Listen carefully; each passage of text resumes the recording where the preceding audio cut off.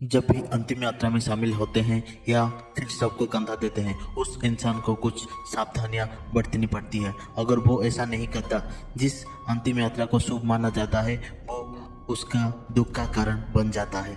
आज हम आपको बताएंगे अंतिम यात्रा के दौरान क्या क्या सावधानियां बरतनी चाहिए। लेकिन उससे पहले आपको बताएंगे कैसे एक अंतिम यात्रा और शव यात्रा देखने से आपकी मनोकामना पूर्ण होती है। कहा जाता है कि जब भी कोई शव यात्रा या अंतिम यात्रा देखे, उसे दोनों हाथ जोड़ के सर झुकाकर प्रणाम करना चाहिए और साथों ही साथ शिव नाम का जप करना चाहिए। शास्त्र के अनुसार जो मूर्त आत्मा संसार छोड़कर जा रही होती है, वो अभिवादन करके इंसान से जुड़े तन मन और दुख और अखिलेश हर कर अपने साथ ले जाते हैं। अब आपको ये बताते हैं, एक इंसान को शरीर को कंधा देने वाले आदमी को या अंतिम यात्रा में शामिल होने वाले आदमी को क्या क्या सावधानियां बरतनी पड़ती है।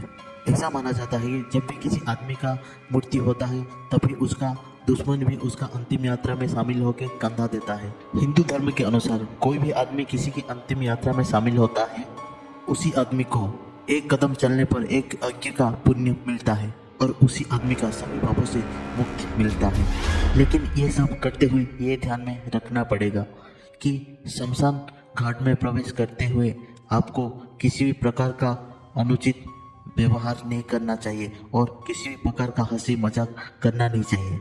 अगर कोई ऐसी हंसी मजाक करता है तो ये उसको समय आने पर भगवान को जवाब देना पड़ेगा। साथ ही उसे ये समझना चाहिए उसे एक दिन यहाँ लाया जाएगा।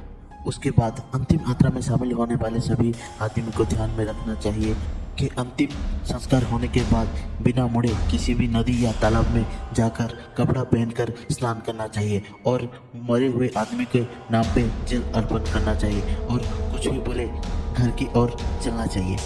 जब आप अंतिम यात्रा से लौट रहे तो चलो शब्द का व्यवहार नहीं करना चाहिए, क्योंकि जब तक वो आदमी जिंदा था तब तक उसके साथ आपका सीधा संपर्क था। अब वो मरने के बाद प्रेत योनि में प्रवेश कर चुका होता है, जिसके कारण आप चलो शब्द का इस्तेमाल करेंगे, वो इंसानी प्रेत रूप में आपके साथ भी चल सकता है। उसी कारण से आप शमशान घाट से लौटते समय चलो शब्द का उपयोग नहीं करना चाहिए।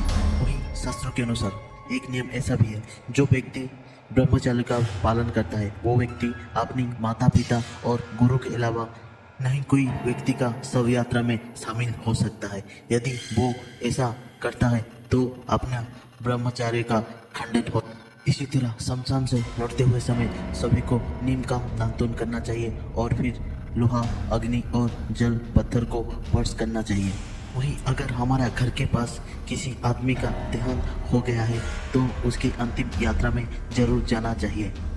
जब तक उसकी अर्थी ना उठ जाए तब तक कोई भी शुभ कार्य करना नहीं चाहिए और कोई भी पूजा पाठ करना नहीं चाहिए।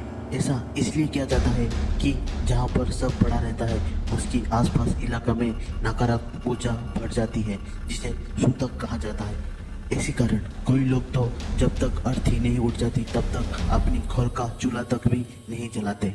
ऐसी और जानकारी पाने के लिए और हमारे साथ जुड़े रहने के लिए हमारे चैनल को सब्सक्राइब जरूर कर लेना। आपका दिन शुभ रहे। धन्यवाद।